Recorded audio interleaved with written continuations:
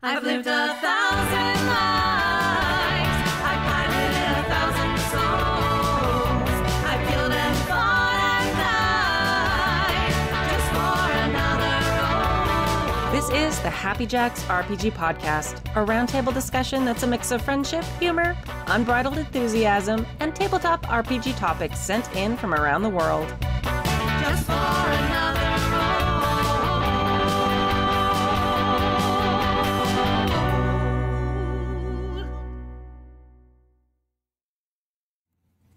Hello, and welcome to Season 32, Episode 10 of the Happy Jacks RPG podcast. My name is Kimmy. I'm Joey. I'm Kurt. I'm Mo. And today on this episode, Jim in Oregon asks how being a quiet player can be an advantage. Steffi from Scotland shares a story about knowing when a player isn't a good fit.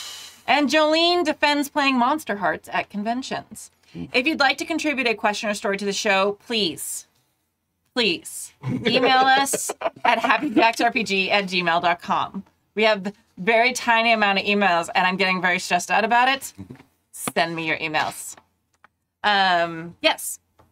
Announcements. We have a lot of announcements today. JackerCon, our free annual community-run online gaming extravaganza, is coming up July 21st through the 23rd. Last I checked, there are 16 games all there. Most of them have a bunch of people signed up. There are still a lot of openings, though, so if you want to just game, you do not have to run something. Go to happyjacks.org/discord, and you can join the Discord, sign up for the games. If you want to see all the games in chronological order, the best place to go is happyjacks.org/communitygames. And you can see the whole updated agenda of all JackerCon, click on specific games, see the descriptions, all that stuff.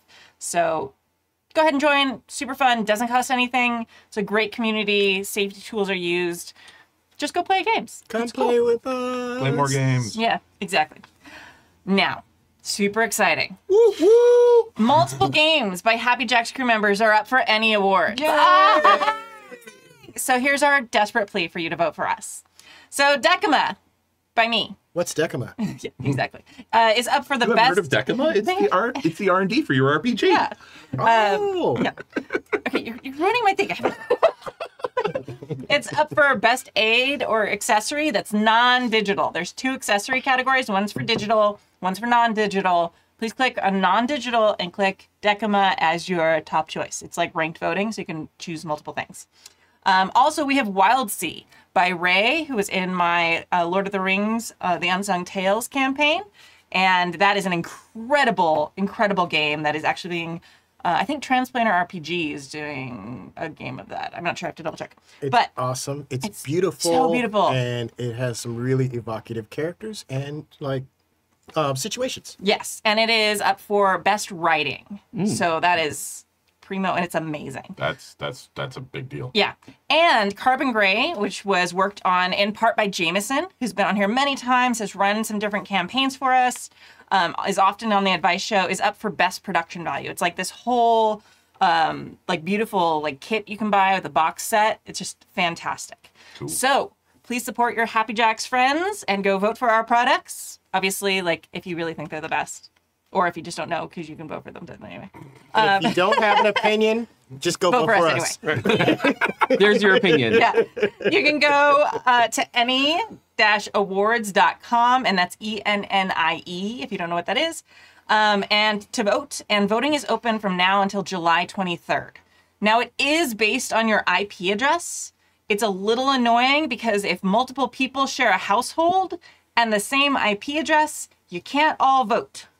So one of you take a trip to Starbucks or something and vote. Log into your phone. Yes, because me and my husband could not both vote for me from the house, which was really annoying.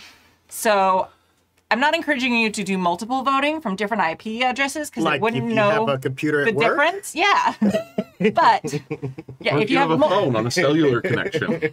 right. So, or a VPN. Yeah, okay, that. But if there's multiple people in the same household, please remember to try and all find a way to vote for us specifically. Otherwise, I don't care if you vote. Being honest. So thank you. That's very exciting. I am blown away. I sent Decima and is like, It'll be fine. There's so much stuff in this You miss category. 100% of the shots you don't take. Exactly. It was 100% one of those. I might as well do it. Yeah. I literally, like, someone posted in one of the Discords I was in, oh, don't forget, any nominations close in 4 days. It's like, cool. Send. That'd be great. So, yes. Yeah, very exciting. Cool. Now, it is still July. So we have our Indie Designer of the Month, Allison, aka Draz. You can find her at drazillion.itch.io.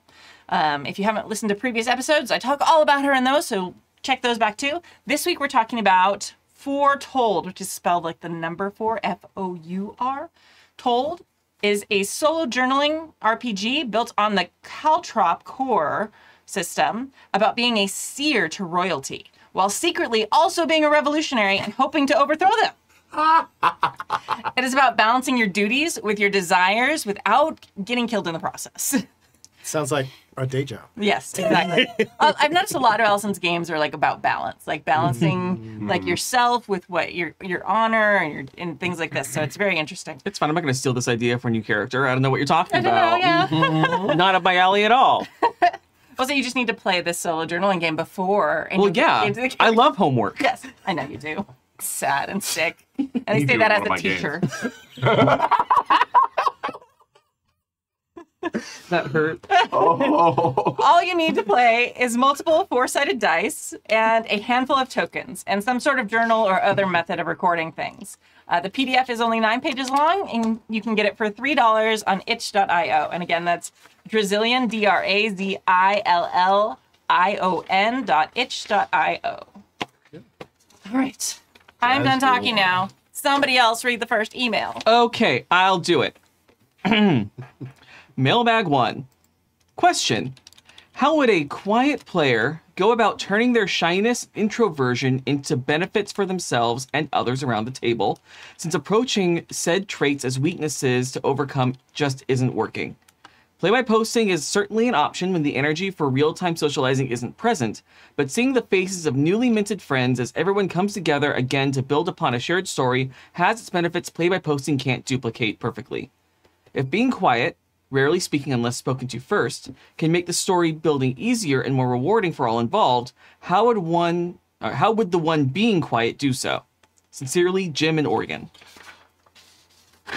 It's a very good question. It's an excellent question. I don't know if anybody at this table particularly has experienced this as ourselves. I was going to say, this is the wrong table for that question. But I think all of us have GM'd and worked with people who are more the style of player. Yes. So I do think we still have wisdom to impart, even if it's not self-experience. It's observed. Yes.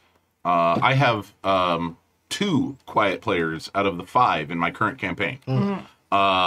And I mean, one of them's the rogue, so it kind of fits that she's being all sneaky and stealthy and not drawing attention to herself and such like that. And the other one, I mean, he can be a remarkably funny guy, but he waits until that moment to lay out the zinger that just kills the rest of the table, right? And he's just that solid rock that everybody gets to sort of depend on, and you know that can be seen as uninteresting, except when the rock gets shaken, as happened very recently in our game, where he's playing a ranger. He has a pet hawk, and somebody attacked his hawk, and he went like ballistic, and has been having a bit of an existential crisis about that since. And it's like, okay, what does this actually mean for me, and how do I deal with this? And you know, am I not really the quiet, easy go? It's been an interesting thing to play on, that the rest of the group has been helping out with to varying degrees. Because you know what happens when your bedrock gets shaken. That can be a huge thing for the entire story. Yeah. Yep. I think I've had a lot of moments where even if it wasn't usually like a player who was quiet, but if a character who's usually quiet suddenly speaks up. That's kind of like the reverse of, I tend to be very loud. So it's when I get like just, boisterous, like joking in front of my class a lot. And then it's like when I am really upset at them, I get very quiet. And that's when they all know, like, shit has gotten real. Yeah. When I just stand in the front and just wait and look at them all. And I'm like, are you ready? And they all are just like, ooh. I'm gonna go now. Right? You got the teacher look. Oh God. Yeah. So I feel like, being someone who is quiet and having a character who's quiet and then getting very loud also kind of commands that same amount of attention because it's so different and it's out of place and it's out of the norm of what people know. So it's a very powerful tool.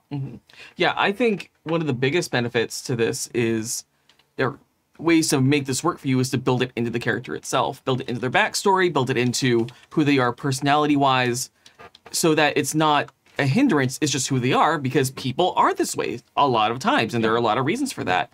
The pitfall that I'd be aware of is make sure to spotlight share to that player very often. Yes. Right. Because if they're not speaking up, they may not have that same amount to grab the spotlight. So make sure to throw it back to them constantly. One thing, when we were during quarantine, we were playing that Masks game.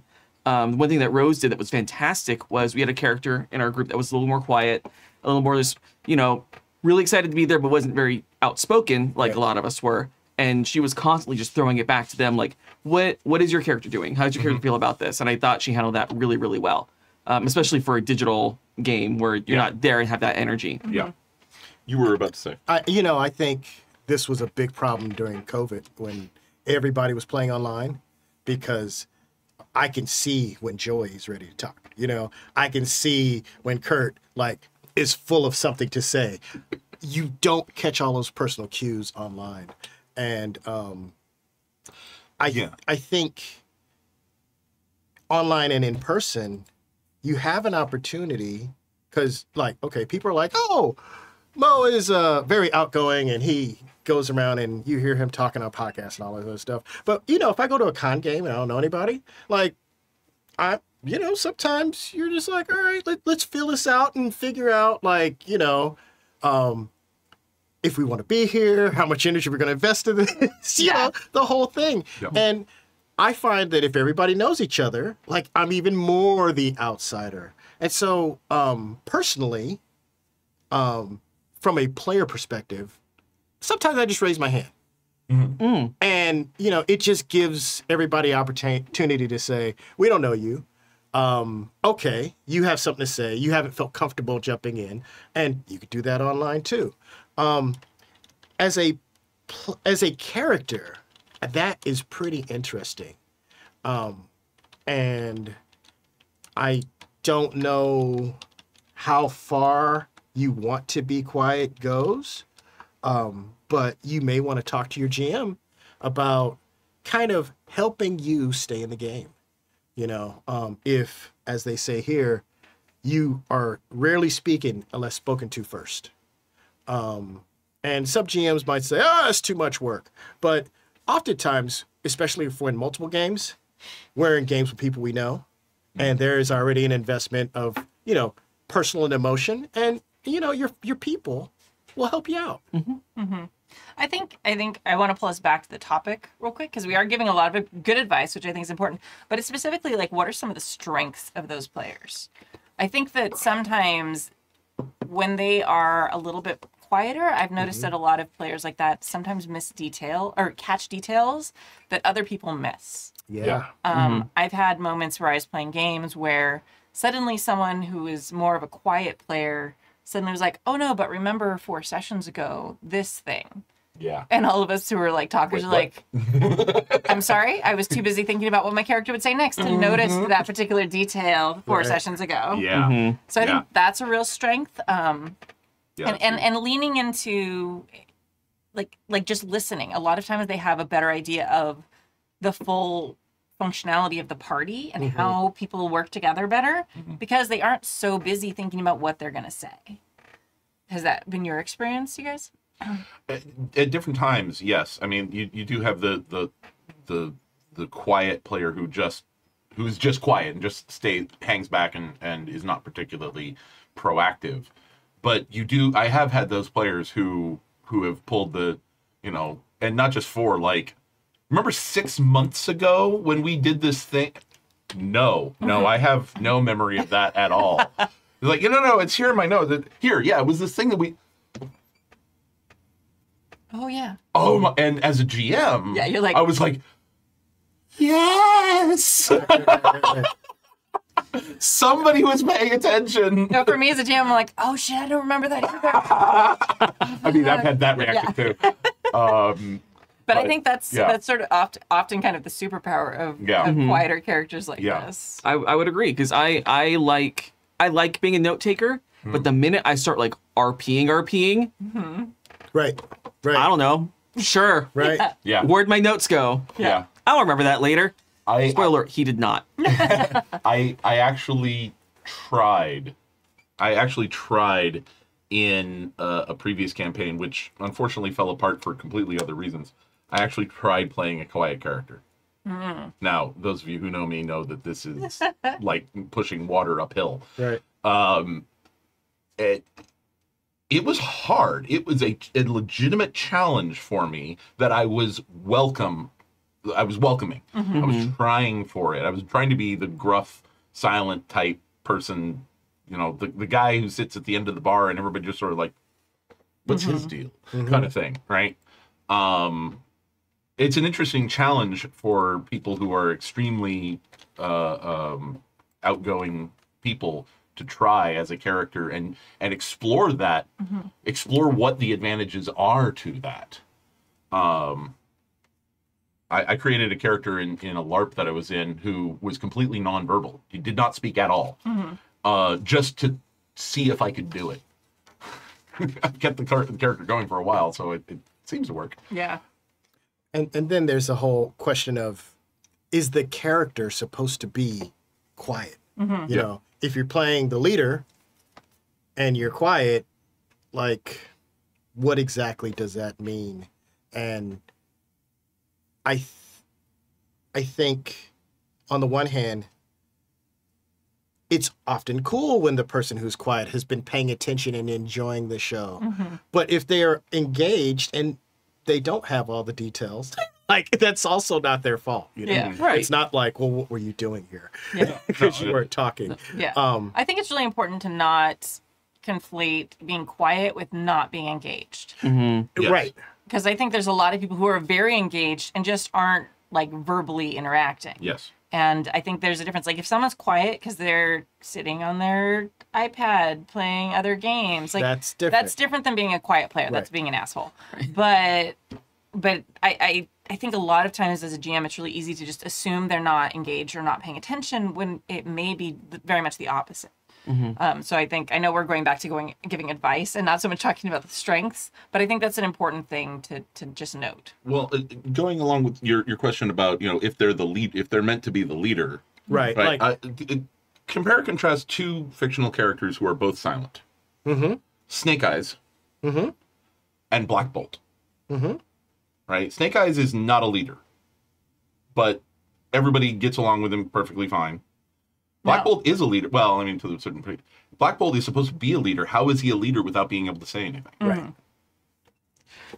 Here's where it gets difficult, because you're looking at characters who are nonverbal versus a player who isn't. So, like, for me, if I were to play a nonverbal character, say, like, I was going to play an astromech droid in a Star Wars campaign, astromech's not going to talk. It's all a lot of beeps.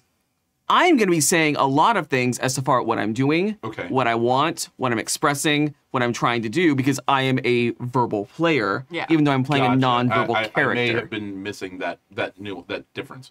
That we are talking about the quiet player, not the quiet character. Yeah, well, I mean, a lot of times I think one often leads to the other, but I think the difference is too, and this is something that I've really struggled with while I've been like working on my game Starscape, which is based on like episodic like TV science fiction. There's a big difference between a character that is like written because you have that omnipotent control to make other people understand it. And so when you're writing a TV character or a comic book character or whatever it is, you've got that element there. I can make a scene make sense because I get to create the end of it. Where when you are role playing something out, it's an interactive improvisational activity where if I'm writing a comic book about a character who can't speak, I can absolutely make them work as the leader because I also get to decide what everyone else does. Sure. Yeah. Where you don't have that control at a table, even if everyone's buying in and trying to like do that, it's hard to do that. Yeah. So like it's one of those things where I've been trying to do like design combats that feel like Star Trek, but combats that feel like Star Trek are almost impossible to role play out because Star Trek always comes up with some weird thing and like you can do it. It's hard though. It's like one of those things I've been struggling with. So I think like a lot of times we point to characters in fiction, but it's so hard to replicate that at the table. Yeah. It can be done. And I think quiet players absolutely can be leaders of the party. You know, we all have kind of that stoic, you know, like, especially military like leaders. A lot of times we can look at who don't speak very much, but when they do, everybody listens. Yeah. So I think you can absolutely set that up at the table. I think that takes a lot of buy-in from everyone. Because if someone who's more verbose gets frustrated with that, then that can lead to table problems. Yeah. But again, like if that person is not always busy trying to think of what they're going to say next, they might actually be making better decisions than people who seem more theatrical. I was actually just going to say that too, like in another kudos to a quiet player, usually because everybody else is talking, everybody else is performing, they have more opportunity to start planning ahead. Yeah. They a lot of times are also the planner. They're the one who thinks, okay, well, we could do this. Here's the problem. Here are 3 different solutions. And here's a 4th solution that no one's going to see coming. Yeah. So that's another really, really great benefit is let the talkers talk and let the walker walk. Yeah. So I think there can be a lot of really great strengths. A lot of times those players are also able to have rules like right at their fingertips. I've noticed that. That's not all of them. No. But a lot of times they're like, oh no, because sometimes they're able to flip through the book and like find things. I'm not saying you should assign them to be your book, like Yeah. you know. Don't make them the healer of your group. Yeah, don't do that. But a lot of times they like sometimes it's like, oh, we need to, you know, I think this works like that. A lot of times they sometimes are like flipping through already. Like I've had players who are quieter, who when we kind of weren't sure on a roll would just kind of automatically start flipping through the book and find the page. And be like, oh no, this works like this. And you're like, okay, great, perfect, thank you so much. And kind of on their own. I feel like that's just something players like that are apt to do, but not always. But that's another strength often. Cool. Yeah. All right. Good question. Thank you very much. Mailbag number 2. I will start this one, at the very least. Mailbag 2. Oh, what dramatic and flamboyant welcome will I bestow? None can be fitting for such a crew of individuals, so I shall fall back on my roots and give a traditional Scottish greeting, slightly edited for American prim and proper sensibilities. Yo fuckers!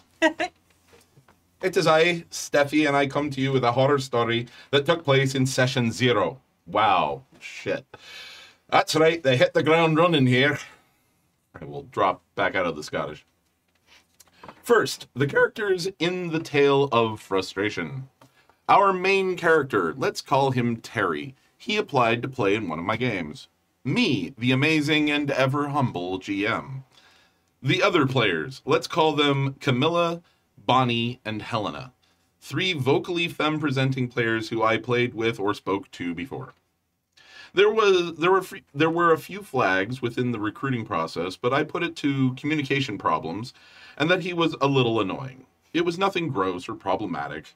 The main one was he didn't seem too excited, but I put it to messaging him when he was busy. Then we get to session 0. The fact that he casually brings up that he was in jail is annoying. It's not a problem that he was in jail. My assumption was traffic tickets and getting lippy in court or something. Maybe shoplifting for survival in rough times. None of my business. It's the fact that he interrupts me going through setting expectations. I was talking about how I answered ghosting, and that's why he ghosted on his last game. Put that to the hardships on online gaming and not being able to tell when someone is finished talking or pausing for breath. But good to see that excitement to bond with the excitement to bond with the group. We get to the character introductions, and I'm zoning in and out as he goes on and on. Scoot forward just a little bit. We get to the character introductions, and I'm zoning in and out as he goes on and on. I'm hungry. Maybe it's because I need to eat. He can't be that bad. Sounds like he's reading one of his emails to Happy Jacks. I confirm his main points, which I do in 3 sentences. Precise. Unlike my emails to Happy Jacks. He confirms. When I ask if I missed a major point, the answer is no. We lost 5 eternities listening to that monologue, where 3 sentences would do. Well, at least he's excited. We continue. I feel for this guy. We get to how the team came together and where everyone answers a question to create the joint background event. Helena goes first. She sounds a little unsure about the details, but got a good idea of the main point. Terry interrupts. He literally repeats her idea back to her. Oh. Then he brings in an element that destroys Bonnie's character concept. Bonnie speaks up and points that out. He tells her to listen and continues to talk over everyone. This is when I decide he's out. It wasn't a thought in my head before this. He was a bit annoying before, but now he has talked over a bunch of vocally femme-presenting people, repeated their ideas back at them, and dismissed their concerns without listening. I decide to have a break after these questions and do it then. For now, I interrupted him, told him that we will not take away Bonnie's concept, and asked Helena to go over her question again so I can get it in my notes. It wasn't for my notes. It was to give Helena her idea back. Thank you for doing that. Well done. Well done, yes. Next up, Terry's question. I think maybe I should call the break now, but that might seem too obvious and pretty and petty.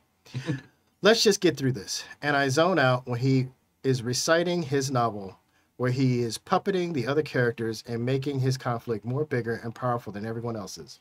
Once he stops, I call for break and disconnect rather than just mute. I think several brain cells just died. I reach out to Camilla as the person least involved to check that it went down the way I thought it did. Before I could finish typing, she has sent me a message saying he's a bit difficult. I kick him off from the server. I sent him a message saying he's not the right fit for the group. And then I messaged the group telling them I kicked him out and will be back in a moment. When I get back, everyone is so nice, thankful, and validating. We continue the session 0, having much more fun. In Terry's credit, he hasn't responded. So maybe not a horror story, because it had a happy ending. Even for Terry, I'm sure that he's happy that he isn't in a game of people that don't listen to him. I wasn't going to email this story, as to me, it felt like another day on the internet where I can't use a gender-neutral username as a shield, but the reaction that I got from the others made me change my mind.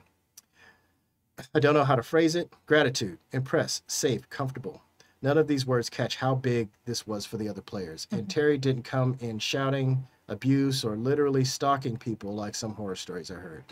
That's why I want to share the story. I want people to know that people like Terry will suck the joy out of your game, and you can kick them out for your well-being. It's awkward, but it's worth it. Steffi. Less. Yes, Yeah, no. absolutely. Sounds like not only did you do the right thing, but you got the best possible reaction or lack of reaction from it. Yeah. Yeah, you are never obligated to give up the fun of your game for the comfort of one person. No.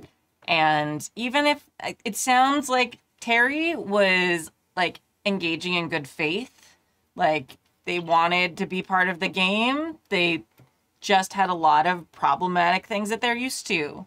Sounds like there's a little bit of like embedded misogyny there, which is very common even in people who intend to be good people. So it sounds like there were a lot of red flags that you were graciously trying to overlook. Maybe don't overlook so many of them next time. But I can see why you did it. And then the fact that you realized, like, once, like, he crossed the line, it's like, nope, I'm not comfortable with this. My other players are clearly not comfortable with this.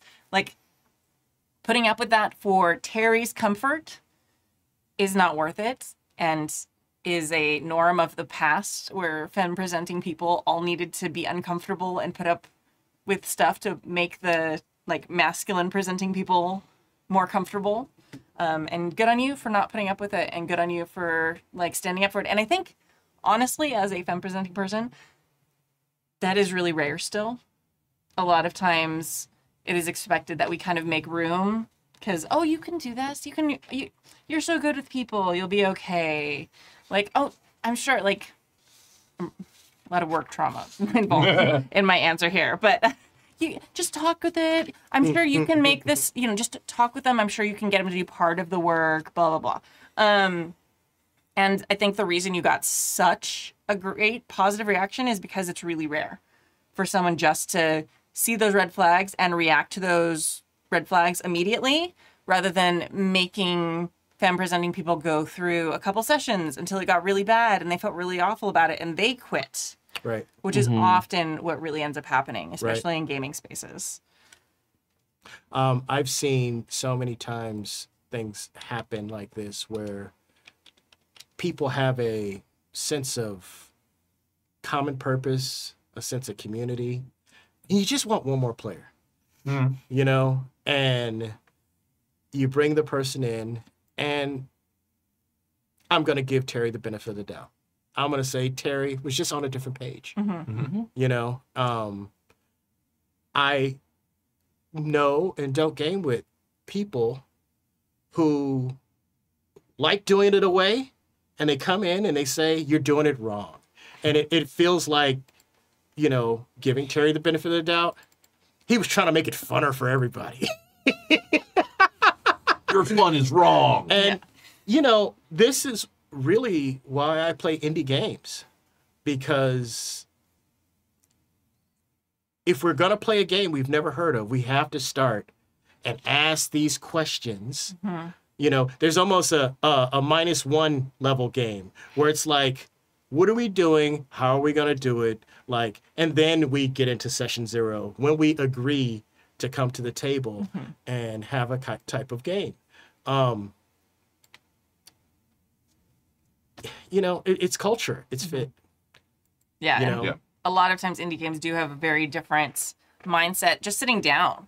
Like, it's just a little bit of a different attitude towards approaching a role-playing game than people who have only ever done more traditional games. And that's not 100% the case, but if they're willing to try indie games, if they're willing to try things that are a little bit out of the box, a lot of times that replicates their attitude towards working with different types of people also. They're a little bit more, I'm willing to work out of the box and things like that. And that doesn't mean like all fans of traditional games are that way. No, not at all. But a lot of times people who only will play these traditional games and look down on indie games do have a little bit more of that fixed mindset where they're less flexible about being accepting of people.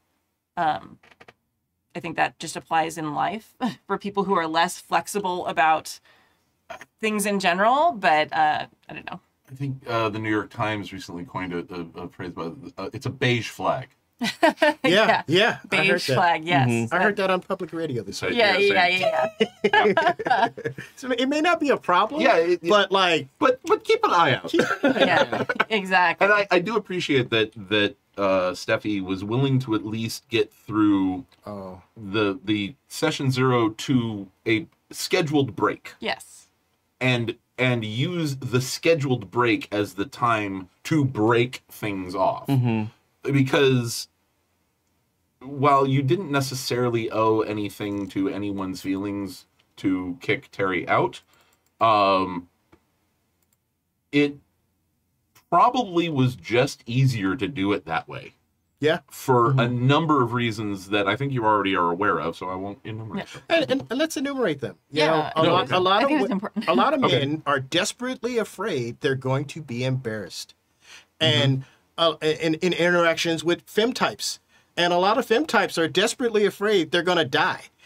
You know, and it's just like, Yeah. sometimes just taking a side conversation and not making it a public conversation is just easier for everybody. Yeah. But, you know, kudos to Steph for like nipping it in the bud. Yeah, she did a and great job with that. not wasting everybody's time and losing her community because Yeah. Yeah. I think by doing that, that she was protecting her players. Like Yeah. not Terry. What is it? Yeah, Terry. Like it comes up like I can see why people would be like, "Oh, that was nice." Like to for his feelings, but it's like no. She was saving her femme-presenting players from having to deal with him if he had some sort of outburst, if he used some sort of slurs. Like, you have no idea what's going to happen. She also protected herself from dealing with that by kicking him Right. and then sending him a message. He could have replied, but then she could just block him. Like, there were a lot of very smart moves in that particular sequence where she was really watching out for her players. And I think that's what you have to do. You have to take those moments because... it's one of those things I was really, okay, I'm going to get super real. Everybody be prepared. I'm sorry. So when I found out I was having a little girl, I was scared. I didn't want a little girl, honestly. I love her and she's the best thing in my whole life. But like, I was really scared. Like as a woman growing up and being a woman in the world, like there's an element of being prey. Yeah. And I just am always scared because of the things I've gone through, because of the things other women and femme-presenting people I know have gone through. You know, it's a terrifying concept. And you know something terrible is going to happen to them at some point, no matter what you do. Because of that. So, you know, she's either going to end up being a woman or she's going to end up being trans. And there's some sort of, no matter what, there's going to be awful things that happen. So, okay, I'm getting too real. But, so there's very much that mentality. And like you're saying, Mo, that fear of like, you know, some people being afraid of being embarrassed. Some people are afraid of being like dead or victims or attacked or whatever it is. And even online, that attitude is permeated and is there because all it takes is someone losing, you know, you can say sticks and stones, but no, those words really do impact you. Yep. And they stay with you and they make you afraid to try online gaming another time. They make you afraid to go to that convention again or any convention again. So those things have lasting impact. So the fact that Steffi like made some reasonable accommodations, gave some chances, but then very smartly was like, nope, this is the cutoff point. Yep. And then handled it so well so that she completely insulated her player group from what might have been a very bad reaction. Glad that it wasn't. Glad they just like faded into the black and never responded. But it could have been really bad. Yeah, I think this is the blueprint for how to handle this kind of situation. It was handled perfectly. Yeah. It was to the point. It was exactly what needed to happen. It was handled really, really well on your end, on your player's ends. Like, I love wanting to check in with that player and then mention you beforehand. Live for that. Yeah. That means your group is very, very cohesive and understand each other, which good for you. We love that. But yeah, blueprint. This is exactly how to handle the situation. This is how I'm going to go to if I ever have to handle the situation. Like, this is literally going to be my step-by-step. Oh, I don't know what to do. Does this work? Hey, it works. Yeah, this is a great way to handle things in Discord. Absolutely. This is a checklist. Yeah. We're big fans, Steffi. Well done. So, yeah. All right. Well, we're rocking through things tonight. Yeah, Steph. There you go. Hearts, yes. I can't do the other heart. This works for me. It doesn't look like a heart to me. Heart hand? Yeah, Like, it looks like a gang sign. Does it? What he did. What I did? Oh, shit. Oh, yeah. What I like about it is that the thumbs grabbing onto it, at least to my eye, looks like a clada. Oh, yeah, kind of. Oh, I can kind of see that. Yeah, so, Right. yeah. Those of you listening to the podcast, we're doing like heart hands, like the different variations on them. But depending on what fingers you use, it looks It can look like extremely purposeful. Also, we're not and easly distracted. No, not at all. Hey, there's a mailbag 3. And Let's talk about hearts. Yes. All right, this one's mine. All right. I'm always mailbag number 3.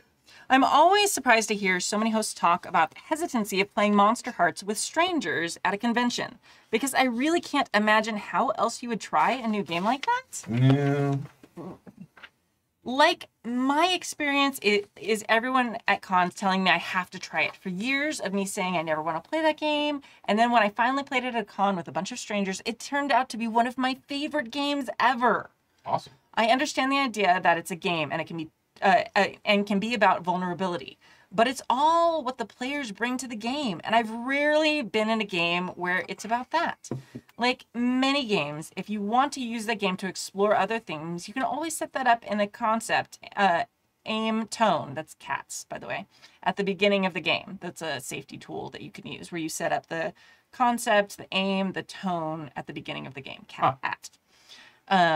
And that way everyone's kind of on the same page. So we all know like what the rating of the game is going to be, what you all want to do, kind of make sure all the players are on the same page at the same time. That's all me, not Jolene, but yeah.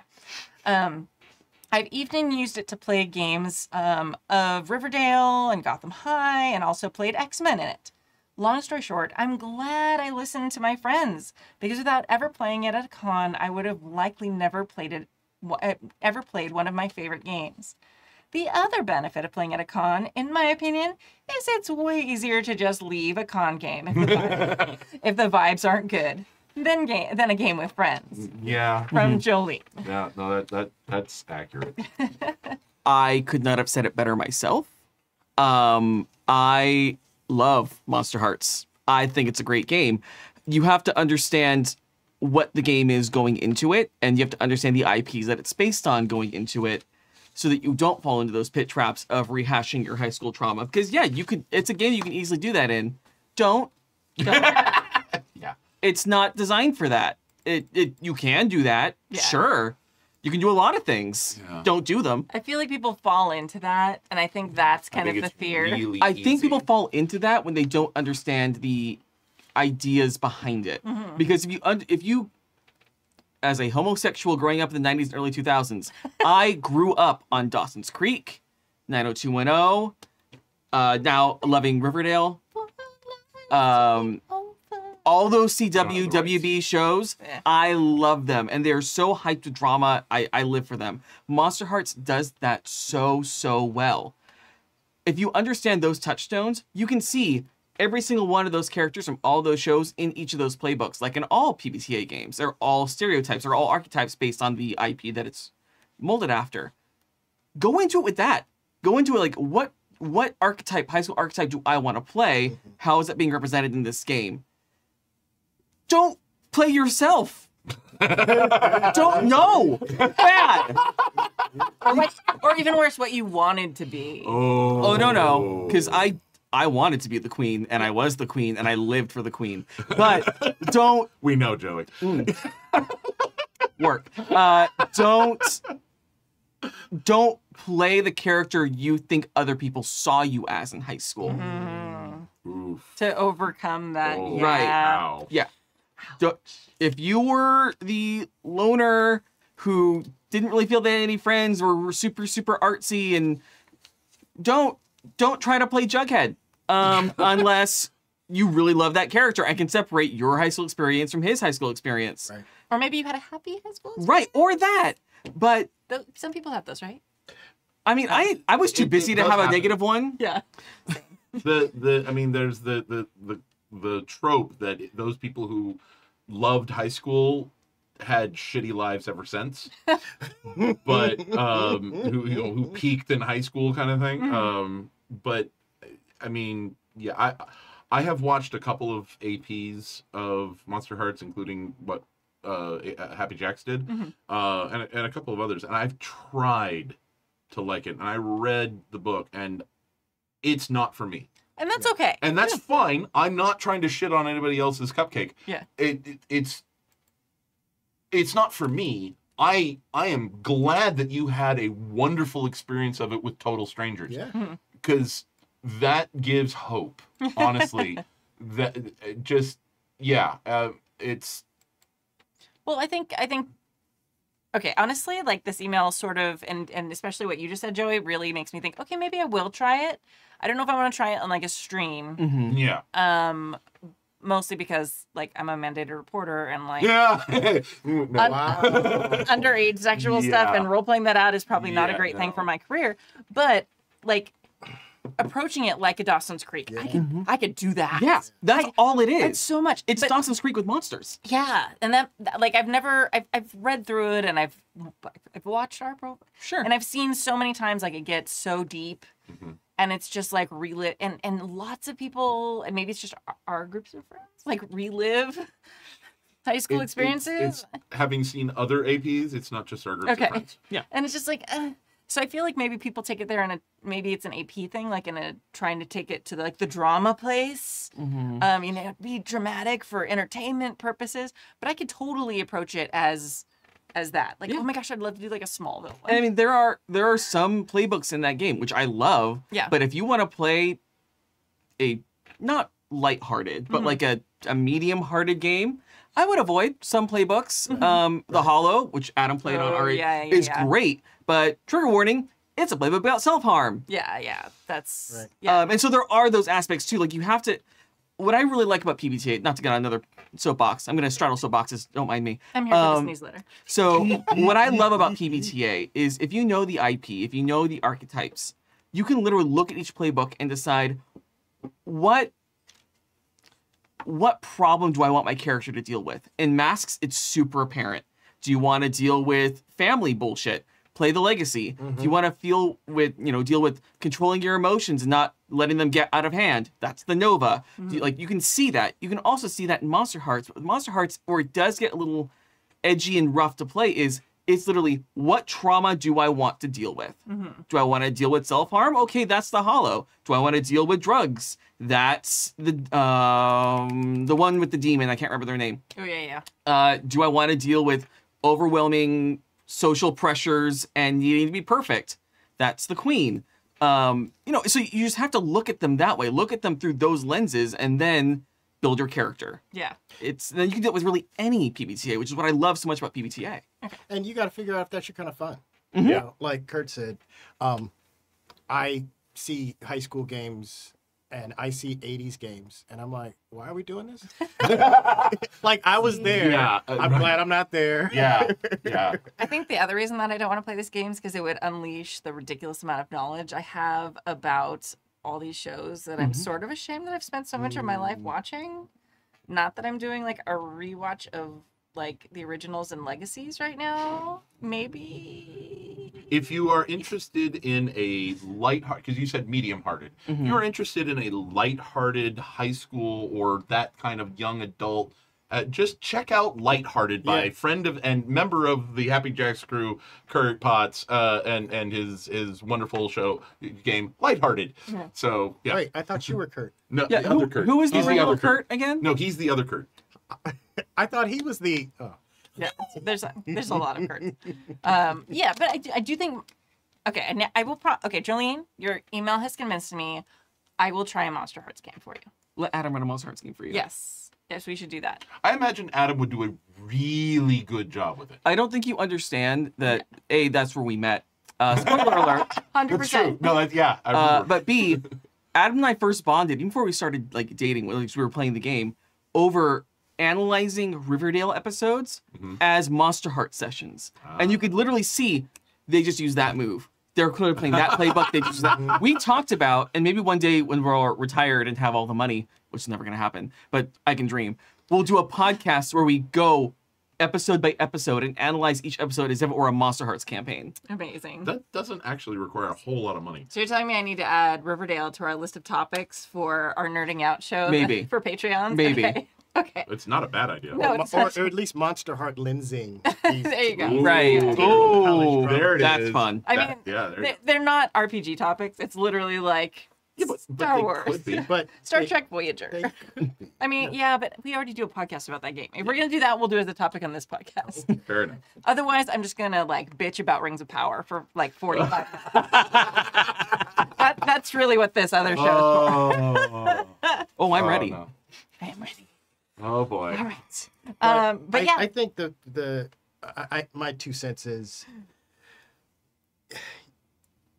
it makes me sad when people say there's a game that they might like, but there's spaces they don't feel safe in them.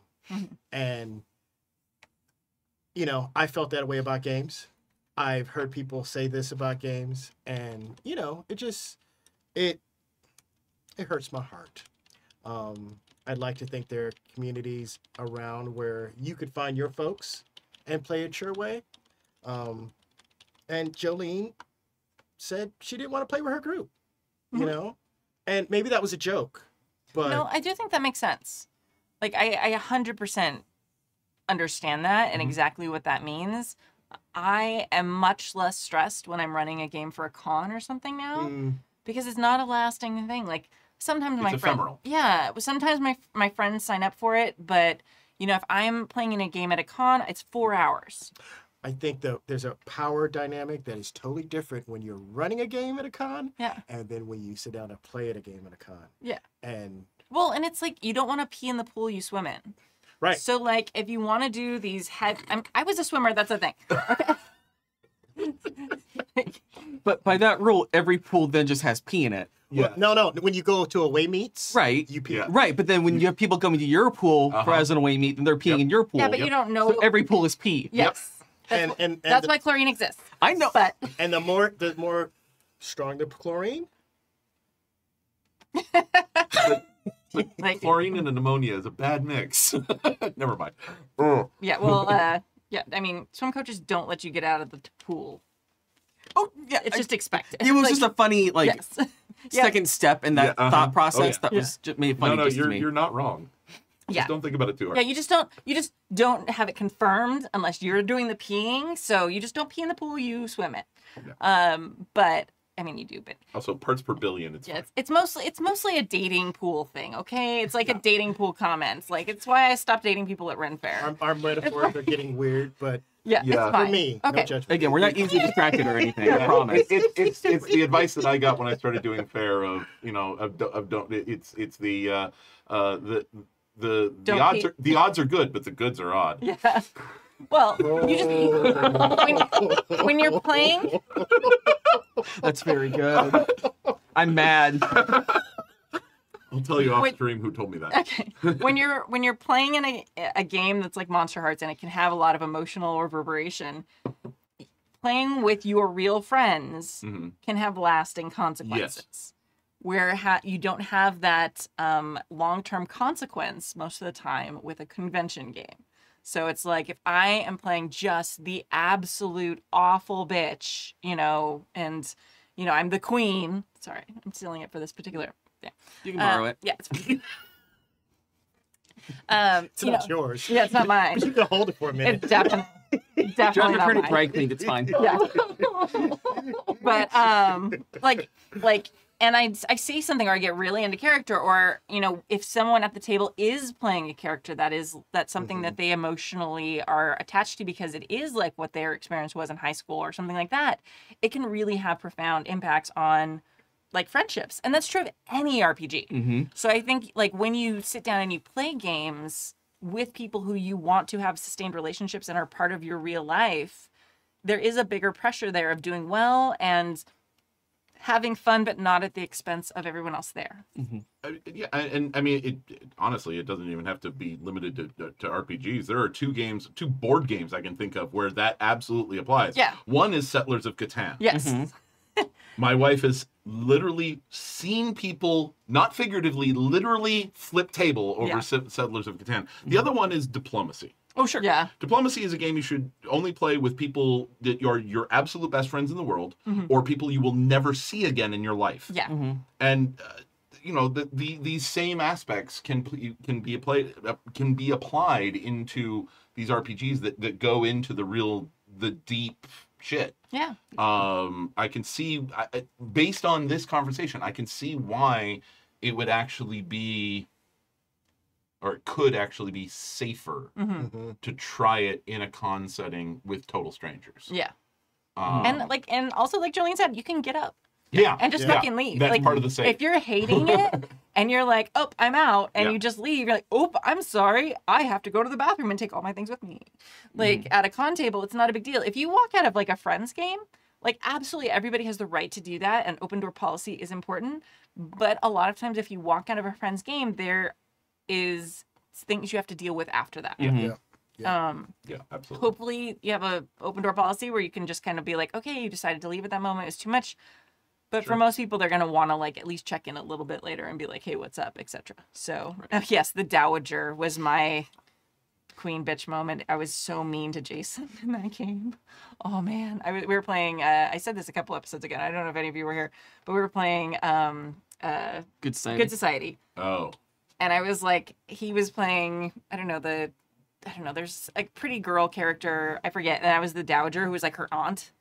And she was unmarried, and I just was like eviscerating Jason for like 3 hours of this con game, just insulting every imaginary dress he was wearing and like all his attitudes and why he wasn't married. Luckily Jason was not playing but if Jason had been playing a character like closer to himself, sure. and I had gotten that into it because I was really enjoying it. I had brought out my inner Maggie Smith and I was rocking that shit so fucking And when hard. you get on that high, it's hard to get off. Fun. When you're on a roll. Oh man, I had the giant fan and I was It just kinda like, sounds like she almost did get off on it. I did. I mean, not quite like that, but like it was super fun. Yeah. But like I can see how if someone is playing a character close to themselves, it would be hurtful and harmful. Yeah. So. It's rough. I typically don't recommend self-inserting your character into games, even for fun and profit. My group game, my home game, which loved them all. They were all members of my wedding party. We decided one night we were gonna play a Force and Destiny TTRPG, Fantasy Flight, Star Wars RPG, and we decided we were gonna do basically ourselves as Jedi, which seems fine and seems fine enough. Until you get to part of the character creation is you have to basically pick your virtues and your vices. And we had just enough alcohol to decide that Truth serum. we were going to let Everybody the group else. assign your virtues and vices. Oh no. Oh wow. Danger, Will Robinson. It was- danger. Then we drank so much we had to forget what we said because it got rough. All around it got rough. Yeah. Again, we went in with the best of intentions and then we literally just set ourselves up to eviscerate each other. So don't. Yeah. No. Yeah. I mean, and that's one of the things we talked about. Or I don't remember if it was in this show or something else I was talking about, but oftentimes people who are very new to gaming, to RPGs, they will play someone very close to themselves the first time, Or aspirational. or aspirational Yeah. version of themselves. And I think it was the last time I was on, or the previous, where in a tabletop setting, that is dangerous. In a LARP setting, that's damn near inviting suicide. I mean, it's a really bad idea. I'm going to say it depends on the game. It does, and it also depends on the person and the group. Always, it does, but because there's just this verisimilitude in LARP that doesn't. There's an abstract in rolling dice and playing somebody on graph paper that doesn't exist in LARP. It can be really, really dangerous. On the other hand, some people come through it with flying colors, so your mileage may vary. I think you always have to be aware of it, though. Yes, absolutely. Yeah, and I do think it's always. Yeah, I agree. Yeah. All right. Okay. I cannot believe that with your group. Oh, yeah. So wild. Oh my God. We had just enough alcohol to think this is a good idea. This will be fine. no. We're good. This will be so much fun. We're the no. best friends. Oh. And like the vices are literally like the seven Poor deadly fool. sins. Like it was like Now I'm super curious about what everyone else would say about me now. Like I No. don't. see, No, that's no, why no, that's no, that's the danger. No, That's I'm not falling into that trap. That's the siren song where it's like, I'll probably be fine. It'll be fine. I'm interested. Like this will be a fun experiment. It'll be great. Yeah. No. What could go wrong? And then it all went wrong. Yeah. I introduced you to your You see husband. that How much pit could trap you hate over me? there, Mo? Yeah. Yeah, stay away from the pit trap, Mo. Yeah. Well, I think you are kidding. All right. Oof. Oh God. That's amazing. I want to hear all of them. Off screen. All right. Thank you for joining us for season 32, episode 10 of the Happy Jacks RPG podcast. Please remember to go vote for our amazing entries in the Ennies this year, or sorry, nominees in the Ennies this year. Again, that's Decima for Best Aid Accessory. Non-digital. Yeah, non-digital, correct, thank you. Wild Sea for Best Writing, and Carbon Gray for Best Production Values. And you can vote until July 23rd. Also support our Indie Designer of the Month, Allison. You can find her games at drazillion.itch.io. Thank you to our chat mod, James V, and to our amazing Patreons who keep us ad-free and independent. Yay. You can go to happyjacks.org/Patreon to join their incredible ranks. Also, please be aware we've completely revamped our Patreon. So if you are a Patreon subscriber, please go log in and check it out. I should do that. Yeah, you need to make some choices and like up your thing because we're going to a monthly subscription rather than a per release subscription. So yeah, just go read. There's a whole bunch of information. Go check your account. My name is Kimmy. I'm Joey. My name is Kurt. I'm Mo. And this week we're going to leave you with a song named the something of Captain Black something. Nailed it. Nailed it. The Ballad of Captain Black. I was gonna. Oh yeah, do yes. you think? So, Sportive Tricks is doing a show in Seal Beach at Hennessy's Tavern on July 29th. For those of you in the Southern California area, our downbeat is at 8 o'clock, and we should be playing for about 3 hours. There's no cover. They just renovated the place, so we're looking forward to seeing what kind of actual stage space we have compared to previously. But yeah, come on down to Hennessy's in Seal Beach on July 29th and come see Sportive Tricks play. Yeah. And today we're going to leave you with an amazing song called The Company of Captain Black. It's by the world famous Poxy Boggarts. Hey! You know that band. I do know that band. I don't know this song. And yeah, it's actually about Bill Roper, who's Captain Black. So. About Bill Roper. Yes. Oh, yeah. This is off the new one. Yeah, Gotcha. no, it's off Oh. the way old one. Way old one. Okay. It's way old. Oh, It's like never the mind. first one. Oh, How okay. old Yeah. is it? It's so old. It's like old enough to We have vote. listeners younger than this song. Yes, many listeners. We have Boggards younger than this Oh, song. that's true, actually. It's an old song. All right, enjoy. Goodbye. At Tavern Inn we drink our ale, though the night be filled with a dark black veil. We stand as one, no foe will attack, this company of Captain Black. From the ports of London to the shores of Spain, to Hispaniola to the silver train, the sea so deep to distant lands, for glory we fight, for honor we stand. Our ship set sail in 83 with 40 men in our company. Our hold was filled with powder and shot, Spanish and Dutch we'd sink the lot. From the ports of London to the shores of Spain, to Hispaniola to the silver train, the sea so deep to distant lands, for glory we fight, for honor we stand. 5 feet south from port were we, from bow and stern we saw but sea. Mutiny rose, Black took a stand, that was when we spotted land. Land ho! I claim this land in the name of Her Majesty, Elizabeth, Queen of England. God save the Queen! Are you daft, man? You stole one! Back on the boats, boys. Back on the boats. From the ports of London to the shores of Spain, to Hispaniola to the silver train, the sea so deep to distant lands, for glory we fight, for honor we stand. So south and west our sails did fly, with the jobs to London for resupply. Our ship was sunk by wave and gale, so here we sit and drink our ale. From the ports of London to the shores of Spain, to Hispaniola to the silver train, the sea so deep to